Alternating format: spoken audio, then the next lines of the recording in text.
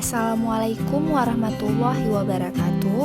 Perkenalkan, nama saya Cut Aklima Maulina, mahasiswi Universitas Syahkuala, Fakultas Pertanian, Program Studi Teknik Pertanian.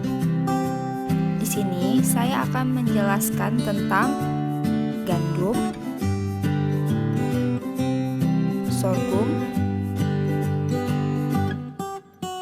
kacang kedelai, dan kacang tanah. Apa itu gandum? Gandum merupakan komoditas penting untuk mendukung pengembangan diversifikasi pangan. Gandum memiliki 4 keunggulan, yaitu yang pertama, biaya pemupukan relatif sedikit. Yang kedua, dapat memutuskan siklus hama pada tanaman kentang. Ketiga, pemeliharaan tidak sesensitif padi. Keempat, pemeliharaan hama barang tidak ada karena adanya perisai atau dari gatah. Gandum memiliki 3 manfaat. Yang pertama, makanan ringan seperti roti, mie, biskuit, puding, es krim, dan kue. Yang kedua, sebagai bahan pakan ternak seperti gandum dan dedak. Yang ketiga, untuk industri dalam pembuatan kerajinan. Pasca panen gandum, yang pertama perontokan, yang kedua pembersihan, yang ketiga pengeringan, yang keempat penggilingan, yang kelima penyosohan, dan yang terakhir penyimpanan. Setelah gandum, saya akan menjelaskan tentang sorghum. Apa itu sorghum? Secara umum, sorghum merupakan tanaman pangan lahan kering yang memiliki potensi besar dikembangkan di Indonesia. Sorghum memiliki 3 manfaat. Yang pertama, sorghum sebagai bahan pangan. Yang kedua, sorghum sebagai pakan ternak. Dan ketiga, sorghum sebagai bahan industri. Jenis tanaman sorghum memiliki 6 jenis. Yang pertama, sorghum berumur pendek. Yang kedua, sorghum makanan ternak. Yang ketiga, sorghum penghasil biji non-seedling. Yang keempat, sorghum sapu. Yang kelima, sorghum rumput. Dan keenam, sorghum tahunan. Pasca panen sorghum mempunyai 5 macam. Yang pertama, perontokan. Yang kedua, pembersihan dan sortasi. Ketiga, pengeringan. Keempat, penggilingan atau penyosohan. Dan terakhir, penyimpanan. Apa itu penanganan pasca panen kacang kedelai?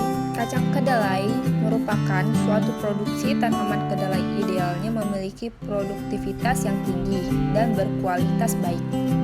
Kedelai yang tumbuh secara liar di Asia Tenggara meliputi sekitar 40 jenis kedelai. Penyebaran geografis dan kedelai mempengaruhi jenis tipenya.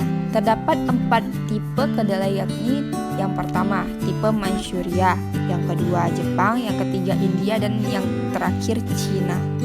Kacang kedelai mempunyai kandungan gizi.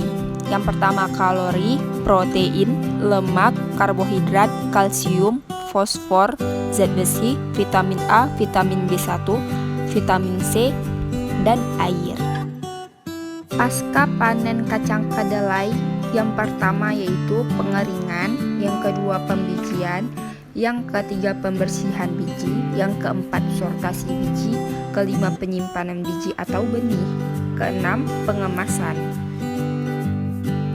Kemudian yang terakhir saya akan menjelaskan tentang kacang tanah. Apa itu kacang tanah?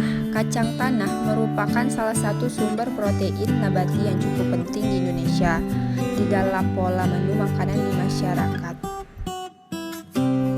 Ada pula upaya peningkatan produksi kacang tanah. Yang pertama, memperluas areal panen. Yang kedua, meningkatkan produktivitas. Yang ketiga, menekan senjang hasil. Dan terakhir, menekan kehilangan hasil. Ada pula varietas kacang tanah. Yang pertama, daya hasil yang tinggi. Yang kedua, umur pendek atau genjak antara 85 atau 95 hari. Yang ketiga, hasilnya stabil. Yang keempat, tahan terhadap penyakit utama atau karat dan bercak daun. Yang kelima, toleran terhadap kekeringan atau tanah becek. Kacang tanah yang dibudidayakan di Indonesia dibagi menjadi dua tipe. Yang pertama tipe tegak dan yang kedua tipe menjalar. Pasca panen kacang tanah memiliki 5 tahap. Yang pertama perontokan polong, yang kedua pengeringan polong. Pengeringan polong terbagi menjadi dua bagian, yaitu pertama pengeringan secara alami dan kedua pengeringan secara mekanis. Yang ketiga sortasi, yang keempat pembijian, dan kelima penyimpanan. Mungkin hanya ini saja yang bisa saya sampaikan. Maaf jika ada kekurangan. Jangan lupa di like, komen, dan di subscribe. Terima kasih.